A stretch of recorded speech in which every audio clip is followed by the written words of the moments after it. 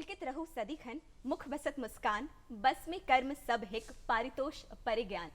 अर्थात हमें हमेशा ही पुलकित और खुश रहना चाहिए और हमारे इस चेहरे पे एक प्यारी सी मुस्कान बिखेर कर रखनी चाहिए, क्योंकि जो हमारा कर्म है वो हमारे अपने ही बस में है। उससे हम जो चाहें उसे बेहतर और सुंदर बना सकते हैं। नमस्कार दर्शकों, बहुत बहुत स्वागत है आप सभी का इस बेहद ही खास कार्यक्रम और आपके पसंदीदा कार्यक्रम बिहार बिहान में। और आज इस प्यारी सी मुस्कान के साथ मैं हूं नेहा निमिषा। आज आप सोच रहे होंगे कि नेहा निमिषा की इस जुबान पर ये प्यारी सी मैथिली बोली क्यों? इसका कारण हम आपको बताएंगे आगे चलकर, मगर फिलहाल दर्शकों वक्त हो चला है कि इस नए दिन की हम शुरुआत करें। और जैसा कि आप जानते हैं, हर रोज एक नई सुबह की शुरुआत, इस नए कार्यक्रम की शुरुआत हम एक बेहद ही उम्दा और अच्छे विचार के साथ करते हैं। तो चलिए दर्शकों, देखते हैं हम और आप क्या है आज का सुविचार।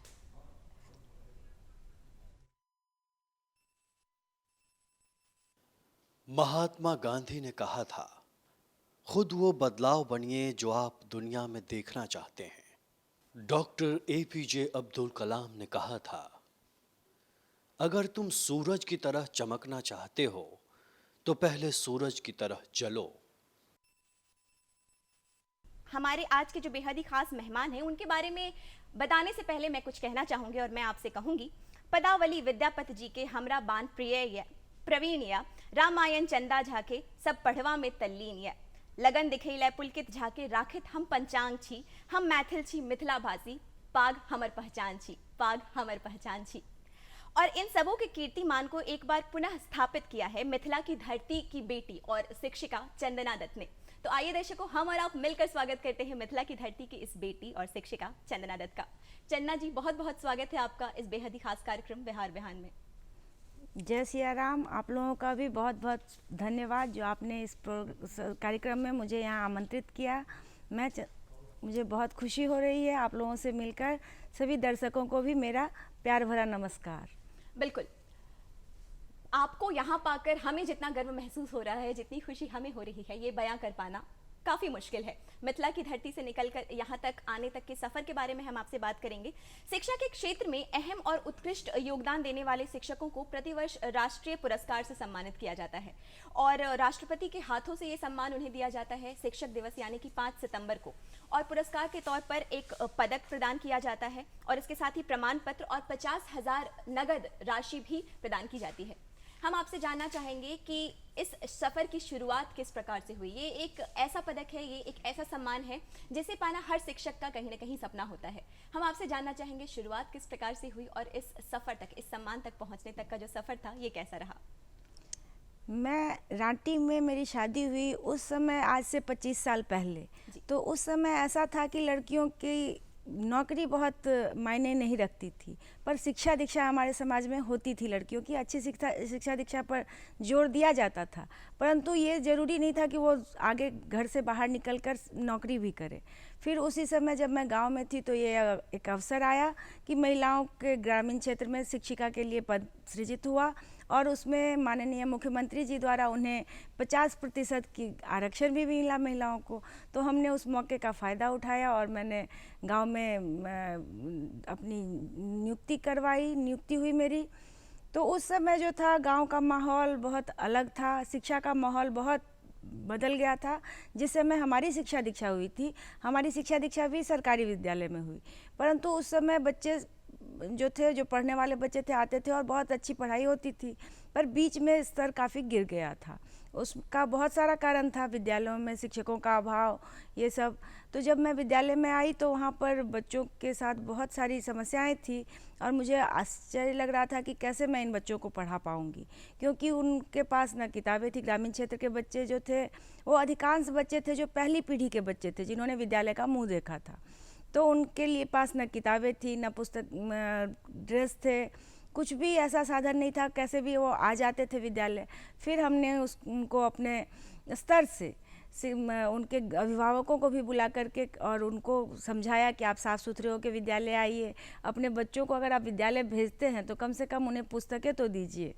बिल्कुल, यानी कि आपने न तो सिर्फ उन्हें किताबी शिक्षा देने का ठाना और इसके साथ ही आपने सोचा कि उनकी ओवरऑल डेवलपमेंट के लिए जो आपका योगदान है वो आप ज़रूर से दें।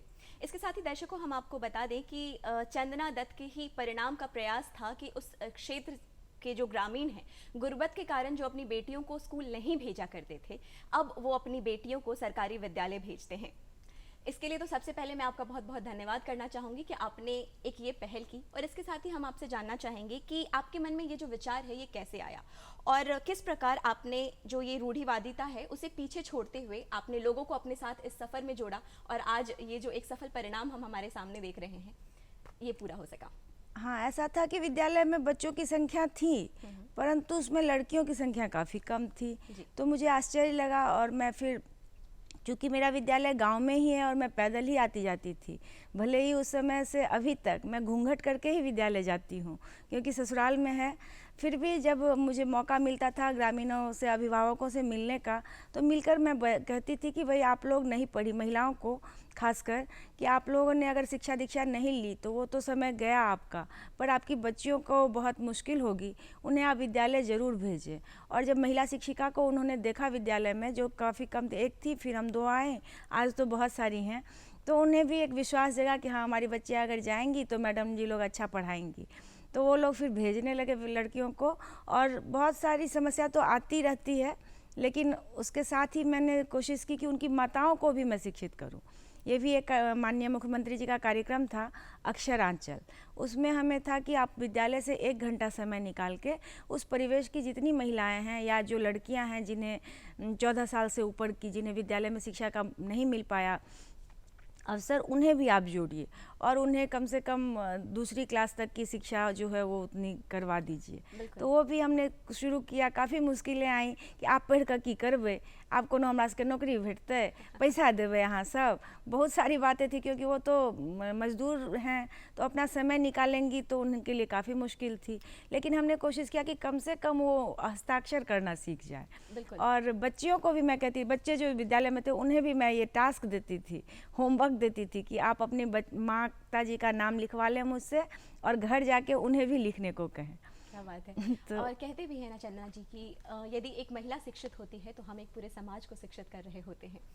इसके साथ ही इसी कड़ी में जो हमारे दर्शक हैं वो ये जानना चाहते हैं कि कई बार ऐसा होता है कि प्राथमिक विद्यालय के बाद जब मध्य विद्यालय में बच्चे आते हैं और उसके बाद जब उच्च विद्यालय तक का सफ़र तय करते हैं, जैसे जैसे हम आगे बढ़ रहे होते हैं उसमें हमें जो बच्चों की संख्या है वो धीरे धीरे कम होती हुई नज़र आ रही होती है। जो लैंगिक असमानता है वो हमें साफ तौर पर देखने को मिल रही होती है। छात्राओं का जो ड्रॉप आउट रेट है वो छात्रों से थोड़ा ज़्यादा होता है। हम आपसे जानना चाहेंगे कि इसके पीछे का कारण क्या है, और इसके साथ ही आप ये भी बताएं कि एक व्यक्ति, एक समाज के तौर पर क्या प्रयास किए जा सकते हैं जिससे कि इस असमानता को मिटाया जा सके। बतौर शिक्षिका आप क्या कुछ देखती हैं? हाँ, ये सब बहुत सारे कारण हैं, लेकिन विद्यालय में बच्चियों का ड्रॉप आउट जो आपने कहा ये मेन कारण, तो उसमें बहुत सारी समस्याएं हैं, क्योंकि हमारे ग्रामीण क्षेत्र में जो है कोई उद्योग धंधा बहुत बड़ा नहीं है, तो बच्चियों को बहुत कुछ संभालना पड़ता है छोटी उम्र से ही, चाहे उसके छोटे भाई बहनों की देखभाल हो या फिर माता के साथ, पिताजी के साथ उन्हें जाना पड़ता है अपना सामान बेचने के लिए, क्योंकि मजदूर वर्ग के हैं, या अगर माताजी या पिताजी उसके भट्ठे पर गए तो उसको खाना पहुंचाना रहता है। बहुत सारे बच्चे हमसे छुट्टी मांगते हैं कि मैडम जा दिया हमरा खाना पहुंचावे के छे, तो ये सब समस्या थी। या फिर बहुत छोटी उम्र में शादी, ये भी एक बहुत बड़ा कारण था। जब मैंने एक बार देखा कि 5वीं क्लास या 6ठी क्लास में वो बच्ची थी, वो परीक्षा थी और वो नहीं जा रही थी, उसकी मम्मी आई कि मैडम कहीं कॉपी दियो, वो तो लिखते, क्यों लिखेगी वहाँ। तब जब मैंने देखा तो बहुत, ये शुरू की ही बात है कि उसकी शादी हो गई थी और वो लड़की जो 5वीं या 6ठी में पढ़ती थी वो प्रेग्नेंट थी। ये देख करके मुझे बहुत, 5वीं 6ठी की बच्ची, हाँ हो सकता है कुछ अधिक उम्र में उसका नामांकन हुआ हो, लेकिन शादी तो उसकी जल्दी हो गई थी। और वो शर्म से कि सर हैं क्लास में तो मैं नहीं जाऊंगी परीक्षा देने, वो आई। तब उसके बाद हमने इस पर भी स्टैंड लेना शुरू किया। विद्यालय में मीना मंच और बाल संसद का गठन होता है, जिसमें विद्यालय के बच्चों को ही चुन करके हम लोग बनाते हैं बाल संसद में। वो प्रधानमंत्री, शिक्षा मंत्री, इस तरह से पूरा होता है। तो उन बच्चियों को, जो शिक्षा मंत्री होती है वो मीना मंच की भी रहती है हेड। तो हमने बच्चों को कहना शुरू किया, अभिभावकों से मिलके, कि नहीं आप शादी नहीं कर सकते हैं इतनी छोटी उम्र में, और तो वो अपना वो दुखड़ा गाने लगती है कि हम लोग बीमार रहते हैं, मर जाएंगे, क्या होगा, कैसे, हमने कुछ नहीं होगा, आप नहीं मरेंगी, इलाज कराइए आप अपना, पर बच्चियों की शादी इतनी जल्दी नहीं कीजिए। और माताओं को भी मैं कहती हूँ कि जो बोलती है कि छोटा भाई बहन को हम संभाल रहे हैं, तो उन्हें भी हम परिवार नियोजन तक के लिए भी हमारे स्कूल में कैंप लगता है तो हम प्रेरित कर देते हैं कि आप लोग अब जितने बच्चे हैं उनको अच्छे से पढ़ाइए, ये सबसे बड़ी बात है। ऐसा नहीं कि आपके 10 बच्चे होंगे तभी आपका कुछ अच्छा होगा। तो ये सब भी बहुत सारी समस्या है ग्रामीण क्षेत्र में जो जिसका सामना करना पड़ता है, और इसलिए लड़कियां घर छोड़ देती है कि माता उनकी जाती है काम करने के लिए, तो घर में फिर कौन संभालेगा, खाना कौन बनाएगा। तो ये सब छोटी छोटी समस्याएं जो हैं वो बाहर से देखने में पता नहीं चलता है कि क्यों वो पढ़ाई छोड़ देती हैं। और फिर वो बच्चियां जब रास्ते में हमें देखती है तो वो मुंह छुपा लेती हैं, क्योंकि वो सिर पर बहुत सारे पत्ते का ढेर उठा के चुन के लाती रहती हैं या कुछ ऐसा काम करती रहती है, तो अरे मैडम जी देख लेती हैं, तो उनको थोड़ा सा हिचक होती है। तो फिर हमसे उनसे मिल करके कि तुम अपना काम समय पर कर लो। और उनकी माताओं को भी कहती हूँ कि इतना बगल में विद्यालय, आप 9 से 4 का समय इन्हें दीजिए पढ़ने के लिए, इसके बाद आप उसे जो काम करवाइए उसके लिए ठीक है, लेकिन विद्यालय ज़रूर भेजिए। और इसका प्रभाव पड़ा है, अब हमारे विद्यालय में लड़कियों की ही संख्या अधिक है। बिल्कुल, आप शिक्षिका रहीं और उसके बाद आपको राष्ट्रीय शिक्षक सम्मान से सम्मानित किया गया है। हम आपसे जानना चाहेंगे कि शिक्षिका बनने का जो ये विचार था, क्या हमेशा से ही था, बचपन से ही था कि मुझे शिक्षिका ही बनना है? हाँ, मेरे दादाजी भी शिक्षक थे और मेरे पिताजी भी यूनिवर्सिटी प्रोफेसर थे, तो कहीं ना कहीं मन में ये था कि ये बहुत अच्छा है और बच्चों को शिक्षा देते हैं तो ये अलग ही इसका सम्मान जो है बहुत ज़्यादा मिलता है जब आपके बच्चे कहीं अच्छी जगह पर पहुंच जाएं, मतलब आपके छात्र छात्रा, बच्चों से हमारा मतलब ये होता है, तो आप शिक्षक के लिए सभी छात्र छात्राएं उनके बच्चे ही होते हैं। वो बच्चे ही होते हैं, तो वो बच्चे जब कहीं पहुंचते हैं तो बहुत मन में खुशी होती थी। देखती थी कि पिताजी के पास आते थे, कहाँ कहाँ से लोग आते थे या कहीं वो जाते थे, उनके साथ हम कहीं भी देश में जाते थे वहाँ उनके छात्र छात्रा मिल जाते थे और उन लोगों ने उन्हें जो इतना सम्मान देते थे, तो मन में कहीं ना कहीं ये बात थी। और मेरी माताजी जो हैं, उनके परदादा जी महाकवि पंडित लालदास बहुत बड़े विद्वान थे, उनकी कहानियाँ की, उनकी रामायण हम बचपन से पढ़ते थे, या स्त्री धर्म शिक्षा, तो शिक्षित करने का विचार उनका भी रहा था। तो ये सब बात जो है मुझे बहुत कहीं ना कहीं अंदर से प्रेरणा देती रही कि मैं शिक्षिका बनूं। और जब ये अवसर आया तो मुझे बहुत अच्छा लगा कि शिक्षिका बन करके मैं इतने सारे बच्चों को पढ़ा सकूं, उनको कुछ अच्छा कर सकूं उनके भविष्य के लिए। बिल्कुल, पर जाने से पहले हमने आपसे सवाल किया था कि जब आपने ज्वाइन किया था बतौर शिक्षिका, उस वक्त आपने बताया कि आप और आपके अलावा केवल 2 और शिक्षिकाएं थीं। उस वक्त भी कहीं ना कहीं हमें ये देखने को मिल रहा था, लैंगिक असमानता हमें देखने को मिल रही थी। बतौर महिला उस वक्त जब पुरुषों का ज़्यादा था इस क्षेत्र में, पुरुष ज़्यादा थे शिक्षण के क्षेत्र में भी, तो उस स्थिति में आपको किन प्रकार की चुनौतियाँ हैं जिनका सामना करना पड़ा, या फिर किसी ने बहुत सपोर्ट किया हो, क्या हुआ था? हाँ, बच्चों को शिक्षिकाओं के साथ ज़्यादा लगाव दिखने को मिलता था कि वो देखते थे कि ये लोग बहुत प्यार से पढ़ाती हैं, या कोई भी बातचीत होती थी तो वो लोग आराम से आके हम लोग से, वो ममता की भावना देखने को मिलती बच्चों है। के साथ जो था हम लोग से, वो लोग उन लोगों की खुलकर बातचीत हो जाती थी। जैसे कोई बच्ची थी वो तो बात करते करते मम्मी ऐसा भी वो बोल लेती हैं, या कोई भी समस्या हो तो वो बता देती थी। शिक्षकों से थोड़ा डर लगता था कि सर मारेंगे, उससे भी बच्चे भाग जाते थे। अगर कभी किसी सर को गुस्सा आ गया, कोई बदमाशी पर पीट दिया गया बच्चों को, उससे भी बच्चे भाग जाते थे, पर हम इनसे दूर रहते थे।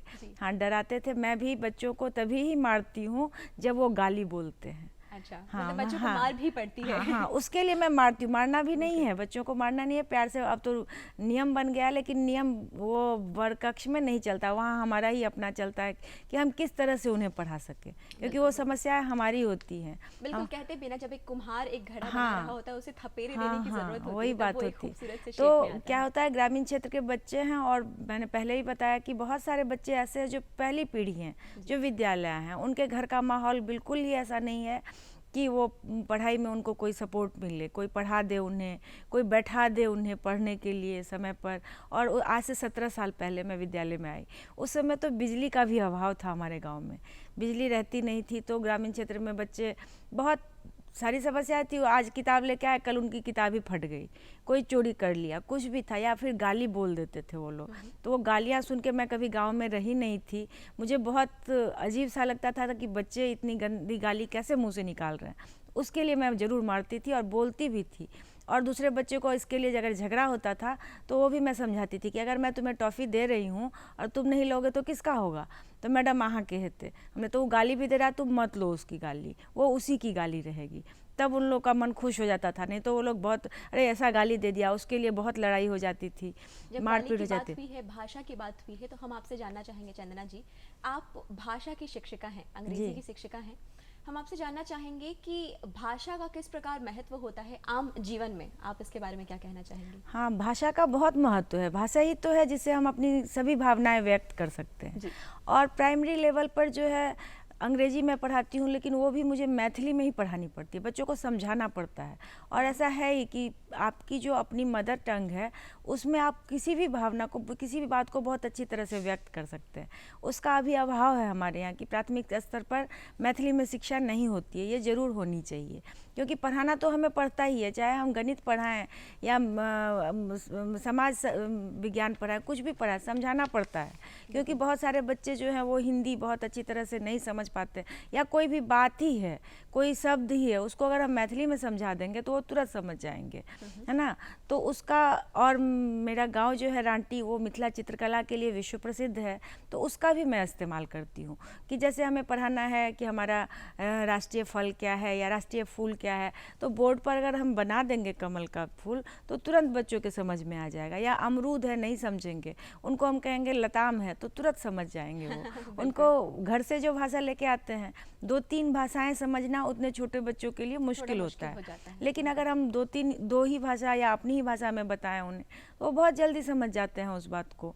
तो इस तरह से उन बच्चों को लाना, विद्यालय आ गए उसके बाद भी पूरे दिन टिका के रखना, इसमें हम अपना ही मेथड यूज़ करते हैं कि जो हमें लगता है कि जिस तरह से वो यहाँ रहें। ऐसा है कि अब पूरे दिन आप किताब नहीं पढ़ा सकते हैं, तो उसको फिर खेल के माध्यम से हम पढ़ाते हैं, शिक्षा भी देते हैं खेल के माध्यम से। बोर्ड पर जैसे वर्ड में ही अंत्याक्षरी खिलाते हैं हम लोग, यहाँ एक वर्ड मैं लिखती हूँ, एक लेटर मैं लिखती हूँ, इसको आगे तुम जोड़ो, तो उसमें बच्चों को बहुत रुचि होती है। बच्चों के साथ बच्चा बनकर ही हाँ उन्हें समझाना हाँ होता हाँ, है, वो तो तभी सीख वो सकते हैं, समझ बहुत सकते हैं। अच्छी तरह से वो सीख भी लेते हैं, और उनको ये बहुत अच्छा लगता है कि मैं भी बोर्ड पे आके कुछ लिख सकता हूँ, काफ़ी कॉन्फिडेंस जगता है। बिल्कुल। बड़े बड़ों की हालत ख़राब हो जाती है मंच पे या बोर्ड पे। और कहीं ना कहीं ये जो कॉन्फिडेंस है, ये जो भावना है, हम बच्चों के अंदर अभी से डाल रहे होते हैं ताकि हाँ। आगे चल के उन्हें कोई भी परेशानी उन्हें ना तो हो। राष्ट्र का सब कुछ बनना है, बिल्कुल। राष्ट्र को संभालना है, वो तो बिल्कुल, ये सारी जिम्मेदारी इन बच्चों के ही हाँ। कंधे पे है, नन्हे कंधों पर है।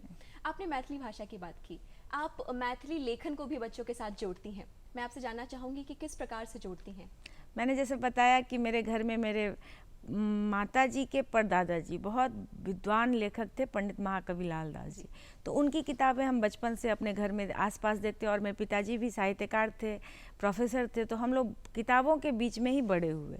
पर पाठ्य पुस्तक के अलावा हमारे यहाँ हर तरह के बड़े बड़े लेखकों की किताबें तो रहती ही थी। साथ ही उस समय ये मोबाइल तो था नहीं, टीवी भी नहीं था, तो हमारा बचपन तो चंदा मामा, नंदन चंपक के साथ ही गुजरा है बिल्कुल। है ना। तो वो बहुत अच्छा, चित्रकथा के माध्यम से बहुत अच्छा लगता था। तो मुझे भी लिखने में अभी रुचि है और मैं लिखती रहती हूँ।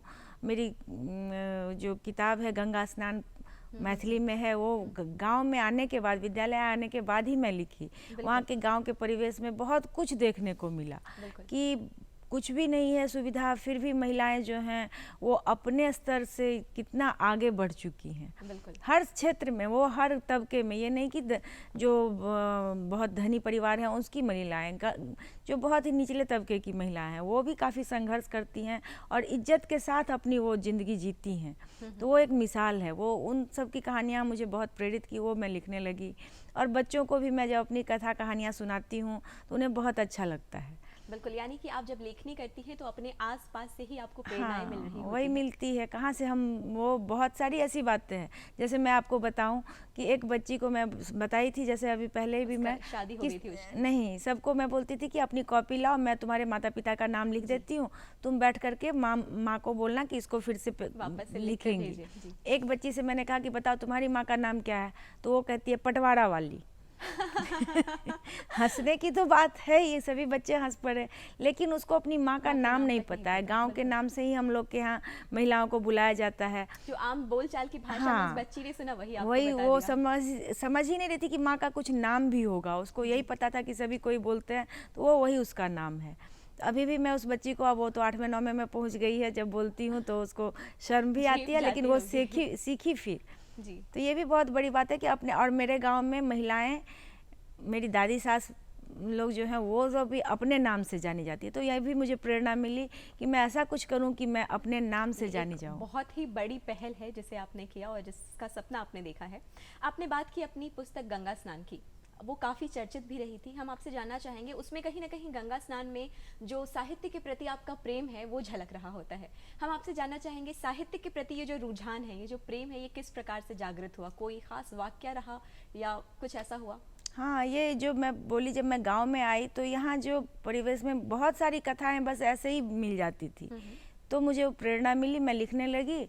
फिर जब बहुत सारी कहानियाँ मेरी हो गई तो मैंने उसे एक संग्रह में प्रकाशित करवाया और बहुत चर्चित रही मेरी ये किताब, लोगों को बहुत पसंद आई।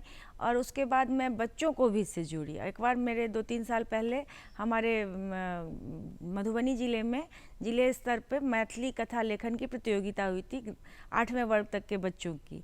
उसमें मैंने अपने विद्यालय के बच्चों को कहा, क्योंकि वो मैथिली लिखते तो नहीं थे, तो मैंने कहा आप अपनी कहानी लिख के लाइए, मैं उसमें देखूंगी कहाँ।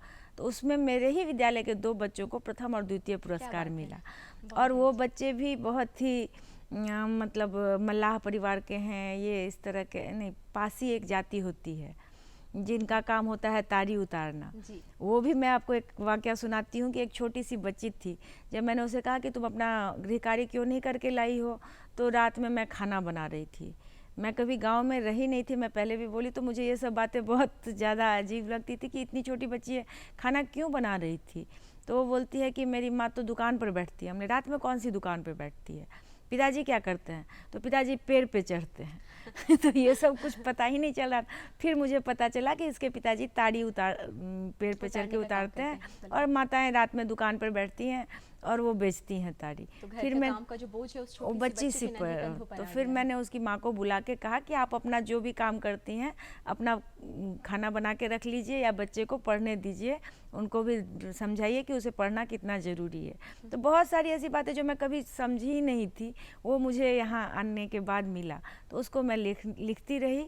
और अब तो बहुत सारे, मतलब भारत के 100 से अधिक हर राज्य में मेरी बहुत सारी कहानियाँ, मेरे आलेख छपते रहते हैं और बच्चों को भी बहुत अच्छा लगता है। मैं अपनी कविता के माध्यम से भी उन्हें बहुत सारी बातें समझाती हूँ, उन्हें बहुत अच्छा लगता है। बिल्कुल।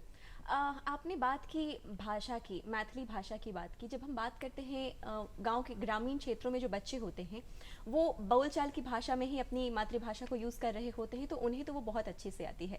उसके बाद उन्हें किसी हद तक हिंदी और इंग्लिश सिखाना कुछ मुश्किल होता है। हाँ। मगर हम यदि बात करें वहाँ से निकल कर ऐसे आम परिवेश में, अगर हम शहर की बात करें, वहाँ के जो बच्चे होते हैं, इस वक्त हम त्रिभाषा सूत्र लागू है, हम तीनों लैंग्वेजेस बहुत दिनों से लागू है काफ़ी वक्त से। वो तीनों लैंग्वेजेस को इम्पोर्टेंस देने की बात होती है, लेकिन फिर भी कहीं ना कहीं जो हमारी मातृभाषा है, जो मैथिली भाषा है, ये ना कहीं बच्चों में विलुप्त होती हुई नजर आ रही है। आप इसे किस प्रकार से देखती हैं? हाँ, ये ग्रामीण क्षेत्र में तो ऐसा नहीं है, पर शहर में जो लोग निकल गए हैं तो सबसे पहले अपनी मातृभाषा, खासकर बिहार में, और जगह ऐसा नहीं है। बंगाल में उनका तो अपने मातृभाषा प्रेम जग जाहिर है, बिहार में ऐसा है कि लोग सबसे पहले समझते हैं कि अगर हम अपनी मातृभाषा बोलेंगे तो लोग हमें समझेंगे कि ये देहाती है, ऐसा समझ, या बच्चे स्कूल में फिर हिंदी इंग्लिश नहीं सीख पाएंगे। तो और अब ये तो पहले की बात थी, अब जो है वो हिंदी भी लोग नहीं बोल रहे हैं बच्चों के साथ कि हमारे बच्चे कंपटीशन में पीछे हो जाएंगे, तो जन्म से ही उन्हें इंग्लिश की घुट्टी पिलाई जा रही है।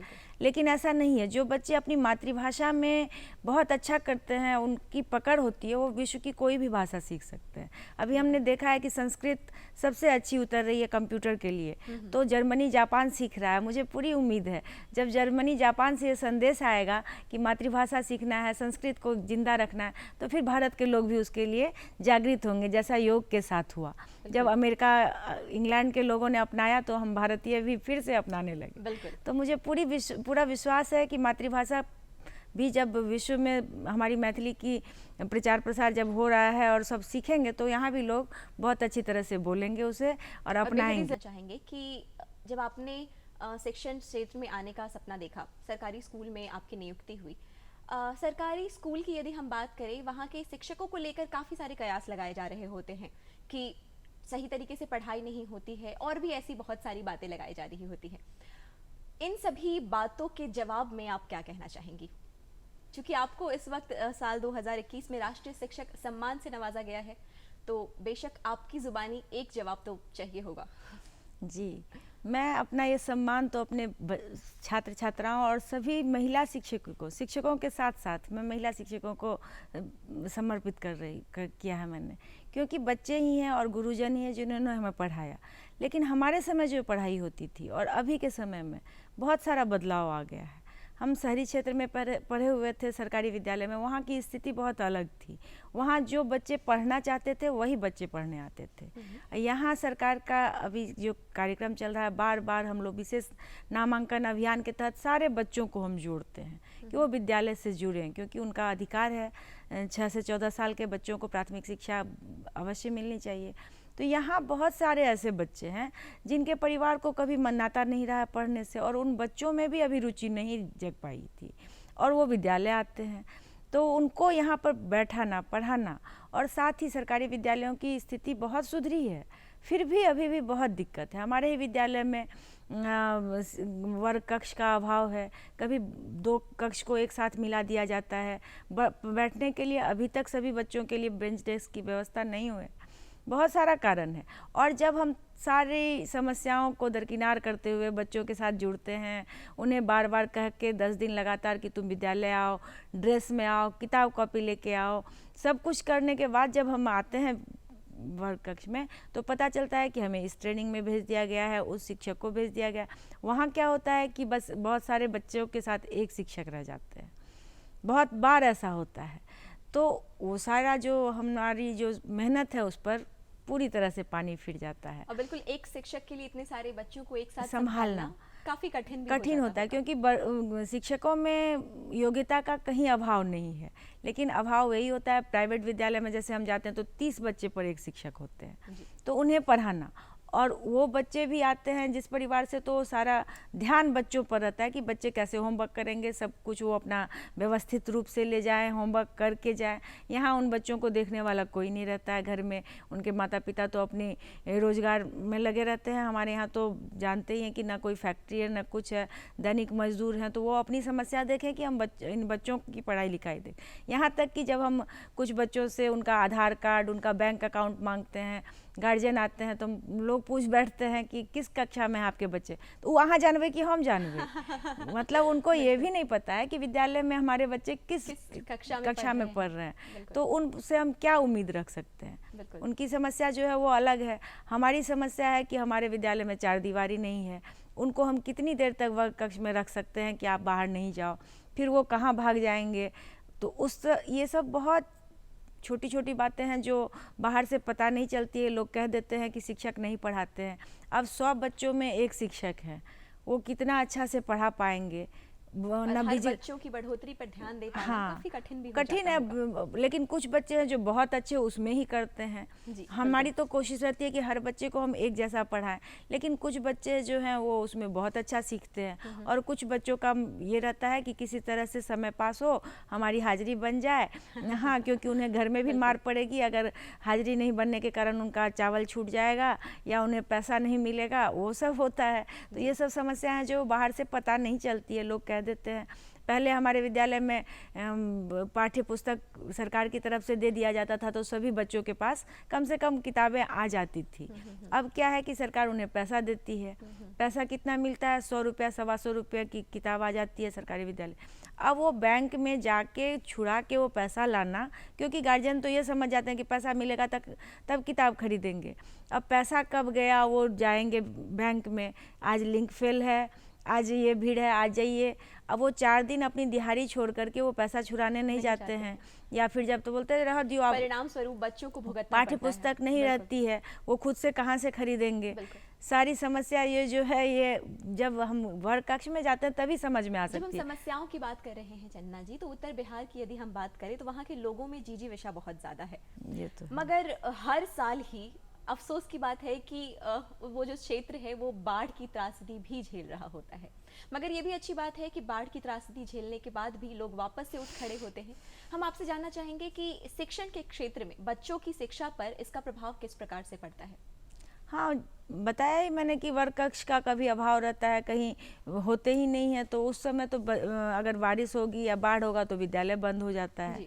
और उसमें शिक्षकों को भी बहुत समस्या झेलनी पड़ती है, महिला शिक्षकों को खासकर जो बाहर से भी आती हैं उन्हें भी बहुत समस्या झेलनी पड़ती है। विद्यालय बच्चों के लिए तो बंद हो जाता है पर शिक्षकों के लिए बंद नहीं होता है, तो उन्हें विद्यालय आना ही पड़ता है। अगर उनके घर के आसपास ही विद्यालय है तब तो ठीक है, लेकिन जो बाहर से आती है उन्हें बहुत समस्याएं झेलनी पड़ती है। बच्चों को भी उतनी दूर पढ़ाई नहीं हो पाती। अभी ही जब लॉकडाउन हो गया 1.5 साल से विद्यालय बंद थे, तो शिक्षकों ने अपने स्तर पर एक मेरा मोबाइल मेरी शिक्षा करके ग्रुप बनाया, उसमें बच्चों को ऑनलाइन शिक्षा देना शुरू डिजिटल किया। शिक्षा देने का भी जो हाँ, प्रयास था उसे प्रयास सफल किया। गया। पर बहुत सारे बच्चे हैं जिनके पास तो स्मार्टफोन नहीं है या गार्जियन उनको नहीं देंगे कि तुम्हें मैं पढ़ाऊं कि तो ये उन नेट बच्चों के लिए क्या पैसा किया बढ़ाओ। जाए? या। तो उन बच्चों के लिए बहुत मुश्किल हुई। हमारे आसपास जो बच्चे थे अगर वो अपनी समस्या लेके आए तो हमने बताया, लेकिन हमारे पास ऐसा कोई सिस्टम नहीं था कि मैं उन बच्चों को मोबाइल से जोड़ के उन्हें पढ़ा सकूं, क्योंकि है ही नहीं मोबाइल, है भी बिल्कुल, जिनके कहीं न पास कहीं संसाधनों की कमी कमी देखी गई। है। इसके साथ ही चंदना जी हम बात करेंगे, आप एक शिक्षिका हैं, बच्चों की बढ़ोतरी के लिए आप काम कर रही होती हैं, उनके ओवरऑल डेवलपमेंट के लिए काम कर रही होती हैं, ना तो केवल बच्चों को, आप एक समाज को शिक्षित कर रही होती हैं। मगर हम किसी और को तभी बेहतर बना सकते हैं या किसी और से तभी आशाएं रख सकते हैं जब हम खुद को बेहतर बना सकें। तो हम आपसे जानना चाहेंगे कि आपकी खुद से आशाएं क्या हैं?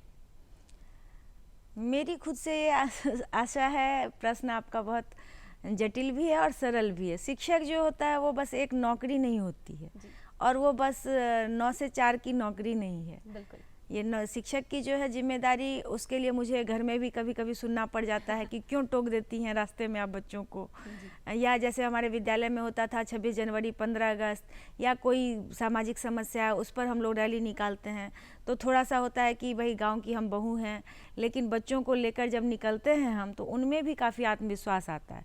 और ग्रामीण भी देखते हैं कि हाँ विद्यालय में कुछ हो रहा है। जैसे अभी शौचालय की समस्या है, बहुत जटिल समस्या है ये। गांव में बच्चियों को शौचालय नहीं उपलब्ध है, तो इसके लिए और बहुत उसके लिए हम लोग अखबार में पढ़ते रहते हैं कि वो जब जाती हैं शाम में अकेले जाती हैं तो उन्हें असामाजिक तत्वों द्वारा उनके साथ छेड़खानी की जाती है, बलात्कार किया जाता है। तो ये गांव की बहुत खास समस्या है जिन पर कोई बहुत ध्यान नहीं देता है, तो वो बहुत जरूरी। स्वच्छता, हाँ स्वच्छता, स्वास्थ्य और साथ साथ ये सामाजिक जो एक कुरीति है इसको हमें जड़ से मिटाने के लिए हर संभव प्रयास करना चाहिए। तो हम लोग विद्यालय में बच्चों के साथ बैनर पोस्टर बनवा के निकाल देते हैं रैली, उन्हें समझाते हैं कि भाई घर तो तुम्हारे माता पिता बना रहे हैं, अभी तो सरकार से ही मदद मिलती है तो घर बना लेते हैं, लेकिन शौचालय बनाने वो जरूरी नहीं समझते हैं। बिल्कुल, और ये जो जागरूकता की शुरुआत है यदि हम बच्चों के साथ करें तो हम आने वाले कल को जागरूक कर रहे होते हैं जी। तो इसके हम साथ ही हम आपसे जानना चाहेंगे, चूंकि अब वक्त की कमी है, वरना आपके साथ जो ये बातचीत का सिलसिला है ये यूं ही जारी रहता है, इतनी प्यारी और खूबसूरत बातें चल रही हैं। मगर हम आपसे जानना चाहेंगे कि चलते चलते आप जो बच्चे या फिर जो छात्र छात्राएं इस वक्त आपका ये कार्यक्रम देख रहे हैं, आप उन्हें क्या संदेश देना चाहेंगे? मैं उन्हें ये संदेश देना चाहूँगी, मैं हमेशा अपने बच्चों को भी कहती हूँ कि आप बहुत भाग्यशाली हैं कि आपके माता पिता ने आपको विद्यालय भेजा, आपको काम पर नहीं लगाया। तो जब आप विद्यालय आ गए हैं और 9 से 4 का समय व्यतीत करते हैं हमारे साथ, और हमारे विद्यालय में सभी शिक्षक समय पर कक्षा में जाते हैं और हर विषय की अच्छी तरह पढ़ाई होती है, भले ही जो भी कमी होती है संसाधन की उसके लिए वो तो चलती रहती है समस्याएं, इसको बहुत हम नहीं मिटा सकते, लेकिन हमारी कोशिश रहती है कि हम हर कक्षा में जब बच्चे हैं तो शिक्षक जाएं और विषय की पढ़ाई कराएं। तो उन्हें मैं यही शिक्षा देती हूँ, यही समझाती हूँ, और उन्हें हमेशा मैं जो देश दुनिया में चलती रहती है खबरें कि ये ओलंपिक में जीता, गांव के बच्चों ने स्वर्ण पदक लाया, तो उनकी कहानियाँ मैं उन्हें सुनाती हूँ ताकि उन्हें प्रेरणा मिले। और मैं उन्हें कहती हूँ कि समस्याएं करो ना, मत रो, तुम तुम लोग भी ये कर सकते हो, हम भी ये कर सकते हैं। अभी मैंने एक स्लोगन दिया, 9th 10th के बच्चों को किताब के लिए पैसा ऐसे नहीं मिलता है, बाद में मिलता है, तो वो समझते हैं। तो मैं उन्हें कहती हूँ कि भात रोटी तो तुम घर में खाते हो, साथ ही हर रोज़ कुरकुरे बिस्कुट के लिए तुम 15 20 25 रुपया ले लेते हो, तो कुरकुरे बिस्कुट बंद करो, पुस्तक का प्रबंध करो। कुछ क्या बात नारे है। मैंने अपने तरफ से उनको सिखाए हैं। और हम जब गांव में घूमते हैं कि भैया भाभी शर्म करो, शौचालय का प्रबंध करो, तो ये सब खुले में बंद करो, ये सब छोटी छोटी बातें हैं जो उनको प्रेरित, जो घर में जाके अपना बोलते हैं कि हाँ मैडम बोली हैं, क्योंकि मैडम की बात तो बस सोने की लकीर होती है, उनके लिए माता पिता की बात बच्चे नहीं मानेंगे, लेकिन अगर शिक्षक उनको प्यार से समझा दे कोई बात तो वो करते हैं। तो इस तरह से मैं उन्हें कहती हूँ कि अगर विद्यालय आ गए तो आप ज़रूर अच्छे से पढ़िए, और पढ़ाई करेंगे तो आप कुछ भी हासिल कर सकते हैं। ऐसा कभी नहीं हो सकता है कि आप अच्छे, और कुछ बच्चे ऐसे हैं जिसके लिए मुझे लगता है कि उन्हें अगर मैं अपने स्तर से कुछ सहायता करूं या कोई सामाजिक संस्था उनके लिए सहायता करे तो वो बच्चे काफ़ी आगे निकल सकते हैं। बिल्कुल। इसके साथ ही चंदना जी, आप इस कार्यक्रम में आई, इतनी सारी बातें की, अपना वक्त दिया, इसके लिए आपका बहुत बहुत धन्यवाद। धन्यवाद, आप लोगों का भी आभार। दर्शकों, आज हमने बातचीत की हमारे आज के बेहद ही खास मेहमान, राष्ट्रीय शिक्षक सम्मान 2021 से सम्मानित की गई शिक्षिका श्रीमती चंदना दत्त जी के साथ। काफ़ी कुछ सिखला, काफ़ी कुछ बतला गई हमें, खासकर छात्र और छात्राओं को सिखला गई कि जीवन में कोई भी चीज़ यदि आपको हासिल करनी है तो उसका केवल एक ही रास्ता है, शिक्षा। यदि आप शिक्षित होंगे तो आप कठिन से कठिन जो रास्ते होंगे उन्हें आप बिल्कुल आसानी से और सरलता से पार कर जाएंगे। इसके साथ ही दर्शकों, अब वक्त हो चला है आपसे विदा लेने का, लेकिन आपसे विदा लेने से पहले दर्शकों आपको बता दें कि आपके जो प्रेम संदेश हमें मिलते हैं वो हमें प्रेरित कर रहे होते हैं कुछ नया करने के लिए। तो हमें संदेश लिखने के लिए लिख डालिए हमारा पता है कार्यक्रम बिहार बिहान, द्वारा निदेशक दूरदर्शन केंद्र पटना, फ्रेजर रोड पटना 800001। हमारा ईमेल एड्रेस है directordk patna@gmail.com।